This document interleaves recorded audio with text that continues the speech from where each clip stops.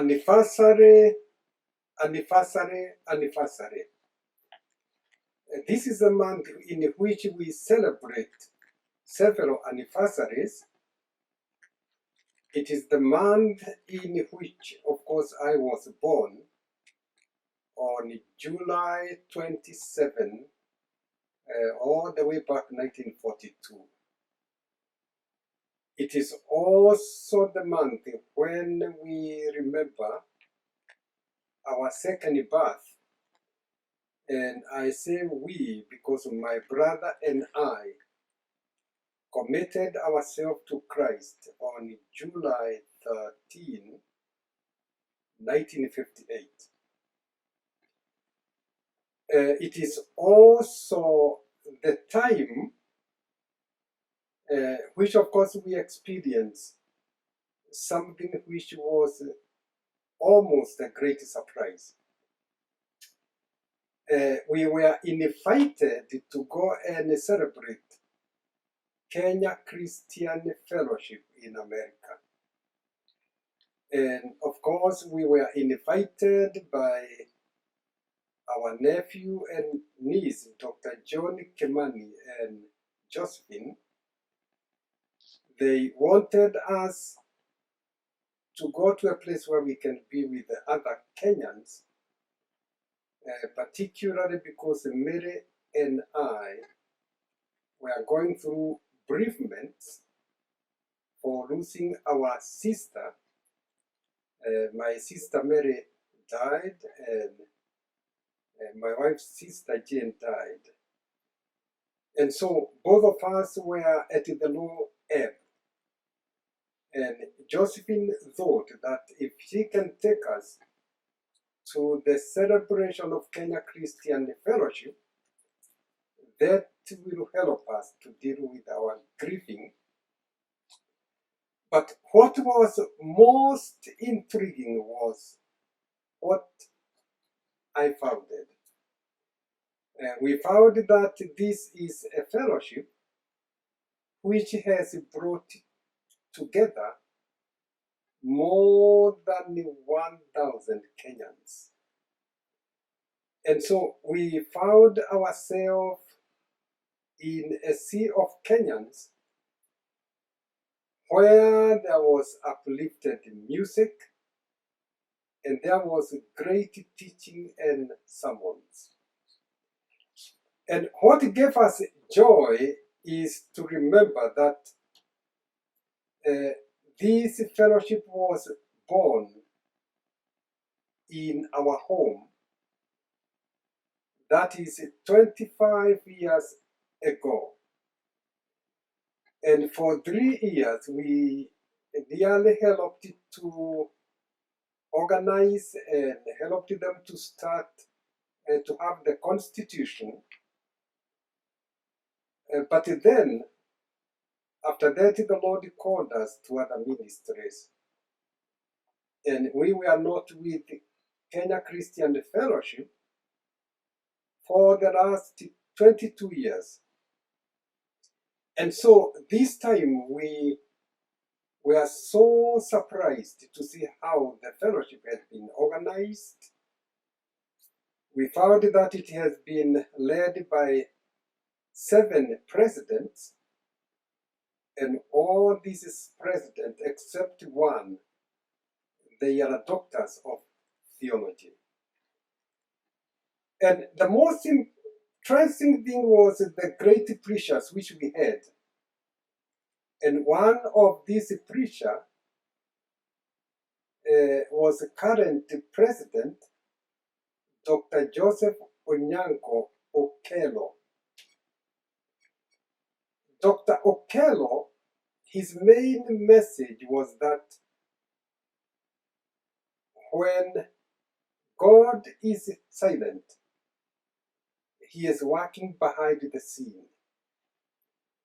And he used the book of Ruth as the basis of his message. He remarked that in the book of Ruth, there is no any mention of God. And the reason for that was that God was working behind the scene. And this great man of God was able to walk us through all 66 books of the Bible, talking and dealing with that theme of when God is silent. And so what was interesting is that we remembered that when this fellowship was born in our house, it was the time when we were thinking that God was silent. It was a time when we had lost the pulpit, and I found myself being jobless and alone. And I was asking the question, where is God? And one question which I asked God was, why did you give me a discipline of work? If you knew that one time I will have no pulpit, I'll have no work. And then God responded and talked to me, John Githiga, feed my sheep. And then I have to ask God, where are these sheep? And then God responded, they are in your neighborhood. And so we started visiting our neighborhood, and we formed 2 fellowships. And this fellowship brought it together people of all races. And so when Dr. Joe Karogi called us and told us that he wanted to come and visit us with a team of Kenyans, it was a time when we were looking for fellowship. And so we delightfully invited them to our home. Then as we were fellowshipping, God brought the vision of starting a fellowship. And I didn't know, but I was reminded by Mary, the wife of Dr. Karogi, that I was the one who came up with the name Kenya Christian Fellowship in America. And something else which I was reminded, which I had forgotten, is that during that time, we had Holy Communion in our house. And this was a very fast time for most of the people in the fellowship to have Holy Communion in the house.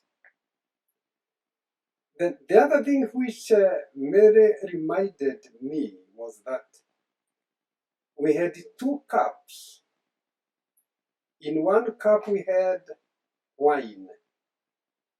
In the other cup we had grape juice. And this was so that we can take care of those who use wine and those who do not use wine. But as Mary observed, all the people who take grape juice at that time preferred to take wine. Now, that was a symbolic expression that we were being called to come up with a fellowship, the fellowship which will emphasize unity in diversity. And so in the fellowship, in the celebration, I was so surprised to see that we had most of the tribe, Kenyan tribe represented. And also we had the people from other countries. And so this time, our main message is that when you are going through tough time,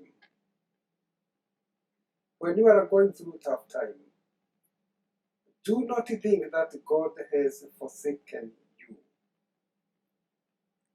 This is because God is working behind the scene. The psalmist has a very best way of putting it. He says, before I was afflicted,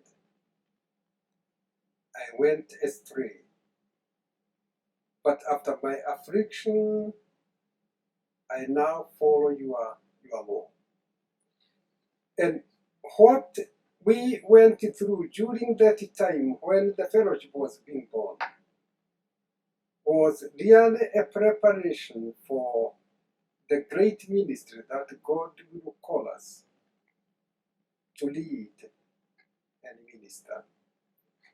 And it is quite interesting that this ministry, which we call it All Nation Christian Church International,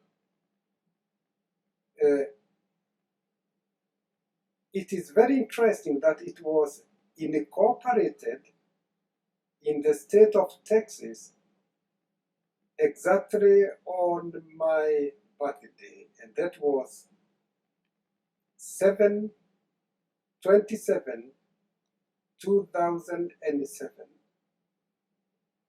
And then eventually we got incorporated by federal government, and we were given 501c3, and that was backdated to my birthday, which again was 7/27/07. And so with the birth there must be pain, but we need to be assured that if we are in Christ, and going through tough time, we are going to bear fruits. And the fruit which we bear in Christ are the fruit which remains. So, my listener, I would like to remind you that remember how far God has brought you. And also remember his promise. I will be with you always, even to the close of the age.